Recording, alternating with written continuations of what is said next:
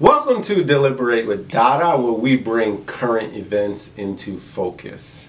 I have an amazing show for you today. We're going to do some things a little bit differently. Today we're going to do a book review on the book How to Be an Anti-Racist by Dr. Ibram X. Kendi. So Dr. Kendi is the founding director of the Anti-Racism Institute at American University. He is a writer for The Atlantic, and he is the leading scholar in anti-racism in the U.S. today. And how I decided to choose this book is because if you're like me, recently many people in my life have been coming to me, friends, family, colleagues, and they've been saying, hey Dada, I want to do more in this space around anti-racism. I no longer want to be a bystander. How can you help me? And so typically I recommend two things when people are deciding that they want to do more regarding social justice and choosing to not be a bystander as it relates to policies that marginalize specific groups. The first thing I recommend is that you start where you are. And what I mean by that is the immediate people around you. Start with your friends, start with your family, start with your children, start in your home. Teaching love over hate, teaching not to be a bystander to policies that inflict pain or have unequitable outcomes. And then the second thing I typically recommend to people is to educate yourself. Educate yourself on the history of racism in this country. Educate yourself on the harm that certain policies have caused particular groups in this country. Educate yourself on the disparities, the inequitable outcomes that different policies have produced. And I think this book, How to Be an Anti-Racist, does that in an amazing way. The author really does a really nice job of breaking down the different types of racial impacts that happen in this country. He talks about race, he talks about discrimination as it relates to body, he talks about discrimination as it relates to gender, he talks about discrimination as it relates to sex, sexuality, and so really good deep dive as it relates to anti-racism that I believe that everyone can learn from. One of the cool things that he does is Dr. Kendi draws a very sharp line between racist and anti-racist. And he doesn't allow you to thread the middle of that. You are either a racist where you support and advocate for racist policies, or you are an anti-racist where you support and you try to bring about changes to policies that have inequitable outcomes on particular groups. And he does an amazing job at doing that. There are 5 things that I really love about this book that I'm looking forward to sharing with you today. And so let's get into them. So one of the first things that Dr. Kendi does that I love about the book is that he grounds us in a definition of both racism and anti-racism. And I think about how many times we have seen people on social media or at parties or just having dialogue with friends or people that perhaps you don't even get along with, where someone says something and another person says, that's racist. And the person's response to that is, no, you're racist. And then someone comes back and says, no, you're racist for calling me a racist. And it doesn't make any sense, right? Ultimately, unless we are grounded in the same definition of racism, those two people, based on their own definitions, can both be correct. That each of them, based on their definitions, have identified that the other party is a racist. which makes no sense at all. What Dr. Kendi does is he defines racism for us. And so racism is a system of policies that have disparate or unequitable impacts on a particular group based on race, based on people's narrow self-interest. And anti-racism is undoing those policies, or policies that attempt to undo the inequitable outcomes, or policies directed toward ending unequitable outcomes based on race that are not based on self-interest. Another cool thing that Dr. Kendi does is he doesn't allow you to straddle the fence. One of my biggest takeaways in understanding the definition of both anti-racism, I also learned the definition of not racist, right? And so people often, and I am too a victim of saying that, in saying, hey, I'm not racist, right? Anytime you have a conversation with someone about racism, their immediate and initial response is going to be, I'm not racist. And so to the person who thinks that they're not racist, I ask, how many times have you stood by and continued to watch an unequitable outcome based on race and did nothing? Because if you've participated in doing nothing and watching unequitable outcomes, then essentially you have been complicit, and you have been, in being not racist, you've been neutral, and you haven't supported bringing about anti-racism. And so the opposite of racist, I learned, is not racist. The opposite, by definition, of racist is anti-racist. And that was something that I really enjoyed in reading the book. And it really guided me into reflection on my own journey through race and the impacts, or my own willingness to be neutral. Neutrality is no longer okay, and it's something that I came away from after reading the book. The other thing from a definition standpoint that Dr. Kendi does very, very well is he introduces you to other concepts. So we talk about race often, but Dr. Kendi walks you through colorism, and he gives you a definition. He talks about racism in spaces. He talks about sexism. He talks about gender. He talks about the body. And so you're really going to enjoy the read because of how grounded Dr. Kendi will get you in identifying, learning from, and connecting to the definitions on the journey that you're about to take to become an anti-racist.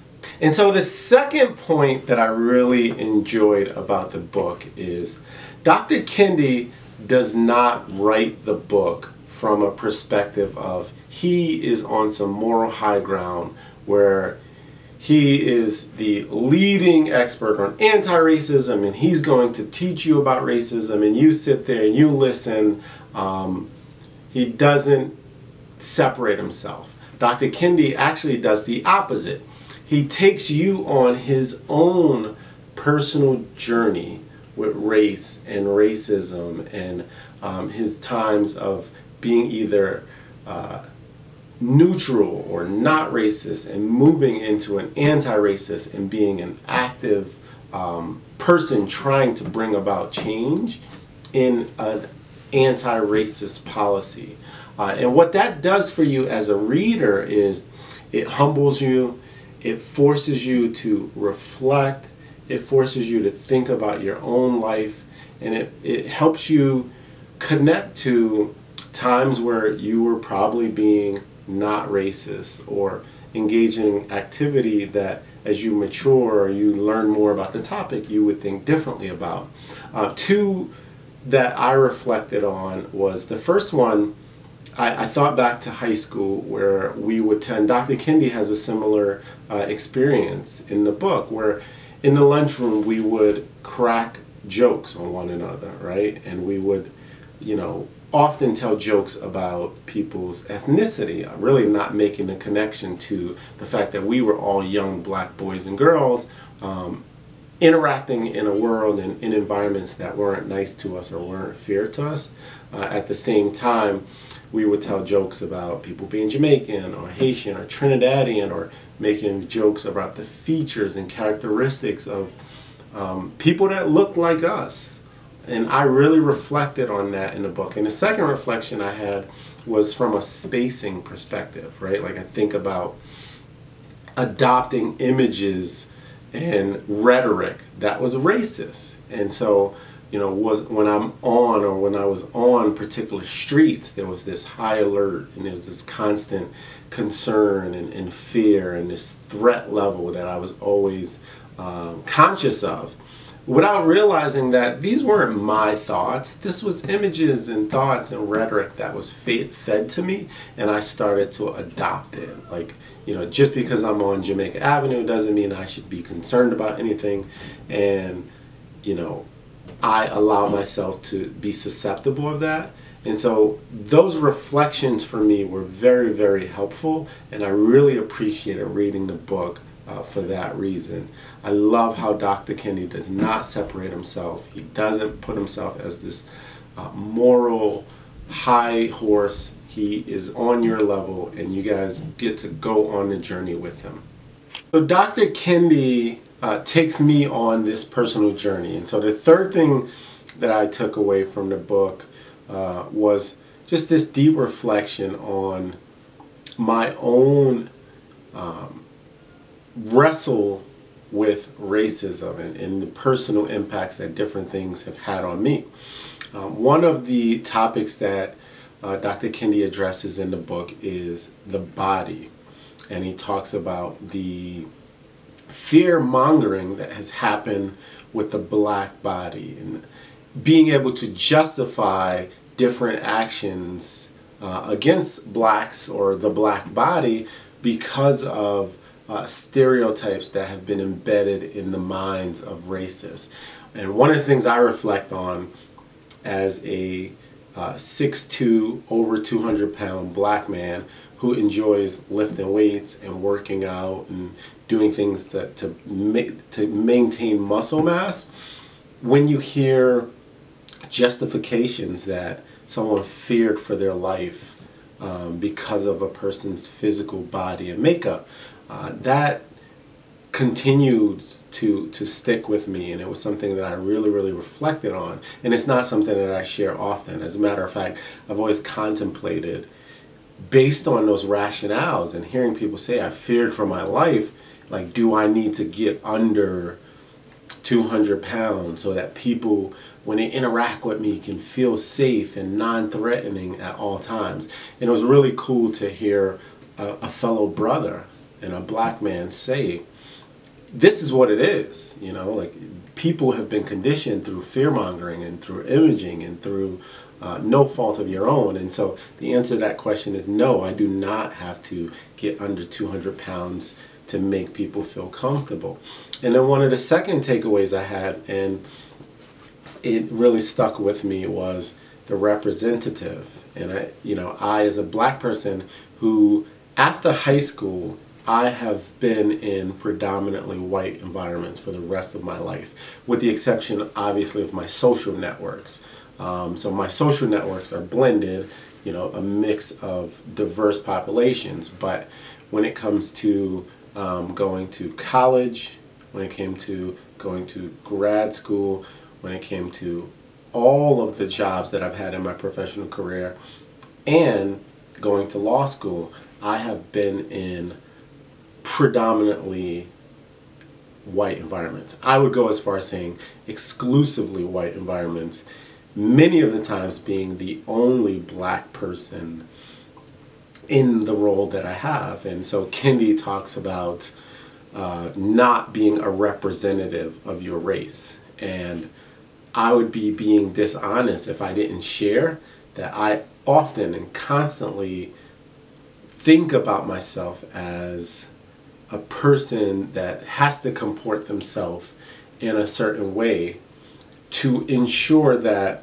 other people that look like me will one day get an opportunity. So if I carry myself in a certain way and I can put people at ease and help them feel calm and trusting of black people, then other black people will get an opportunity to get roles and opportunities that I had. Now, I know that is a ridiculous thought. I know that it is unfair. As a matter of fact, Dr. Kendi goes in so far saying he is not a representative of his race, and he takes a step to individualize himself. But I'm sharing that through the book, I really had to confront this thinking, and it was something that was a major takeaway for me.